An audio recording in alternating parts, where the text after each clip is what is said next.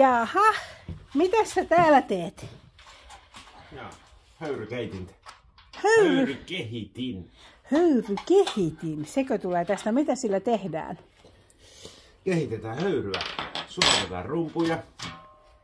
Sulutetaan rumpuja. Sulatamme rumpuja. Jaha.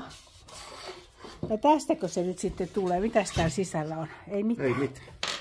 Tyhjä saiti. Miten tästä semmonen tulee? Saas nähdä. Voi olla, että tulee susi. Voi olla, että onnistuu.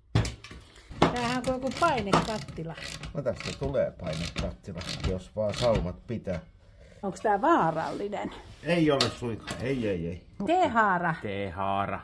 No ja sitten tähän tulee varoventtiili noin ja sitten tässä on hana ja siitä lähtee sitten. Jaha, nyt tää on tässä tilassa. Tonne laitetaan mitä? Toho laitetaan tänne. Toho. Tää nyt on väliaikainen tää pönttö, että jos tää ei vaikka toimi, niin ei mene sit jalanteko hukkaan. No, nyt. Elikkä jos sulla on jäänyt nurkkiin joku vanha vesipumppu tai tämmönen joku vesiautomaatti, niin siitä voi askarella tommosen höyrykehittimen, jolla voi sitten kuule noita rumpuja sulatella tai mitä liessillä kaikkea tehdään. Jää suli ainakin noin nopeasti, tohon tuli reikä. Että se oli tosi kuumaa toi höyry.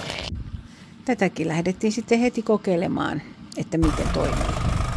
Meillä oli täällä mökillä yksi rumpu jäässä. Sinne se lähtee nyt avaamaan jäätyneitä rumpuja.